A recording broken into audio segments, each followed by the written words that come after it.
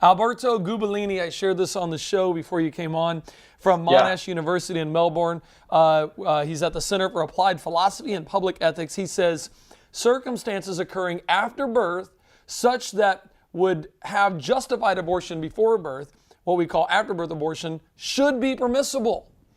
Both a fetus and a newborn certainly are human beings and potential persons, but neither is a person in the sense of subject of a moral right to life. We take person to mean an individual who is capable of attributing to her own existence some or at least basic value such that being deprived of this existence represents a loss to their life. And I go, whoa, sounds like they're playing a semantic game here, but Yeah, wow. I mean, all I can say is wow to that, because this is obviously an extreme view. In fact, most abortion choice advocates wouldn't even go as extreme as this gentleman did. What's great about the quote is that it shows the logical absurdity of some advocates of abortion. In fact, he's just like Peter Singer and a number of other ethicists who argue that in some instances, killing an unborn, or I should say, killing a born child, even for a few months after they're born, is morally permissible. And of course, this makes sense on their view, right? Because if there's nothing special about the unborn, if being a human being is not relevant, and therefore it's okay to kill the unborn, well, those same things apply even after the human being is born, right? If there's nothing special about the unborn, then there's nothing special about born human beings either, because they're both human beings.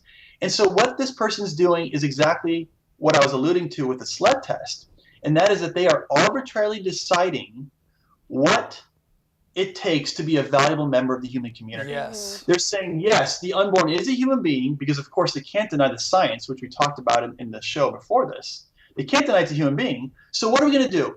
Us, the strong people out here, are going to create a set of criteria that will be used to disqualify those who are weak, small, and vulnerable. Wow. And so in this guy's case, and in Peter Singer's case, and a number of people who advocate after birth abortion, which is basically infanticide, Yeah. what they're saying is being a human is not enough. Instead, you have to be a human, and you have to be aware of moral, categories, or you have to be able to feel pain, or you have to be able to be have thoughts about the future, or be self-aware. And so these are just completely arbitrary. You just have these humans who are just deciding, well, I'm going to decide that you are not a valuable person based on this arbitrary characteristics. And that's exactly what we've seen with the Third Reich. That's exactly what we've seen with slavery in America and elsewhere. Yeah, you're a human being, but now I'm going to, because I'm in power, because I'm in control, because I can do what I want, I'm going to disqualify you out of value. I'm going to disqualify you out of personhood based on criteria that I've just made up.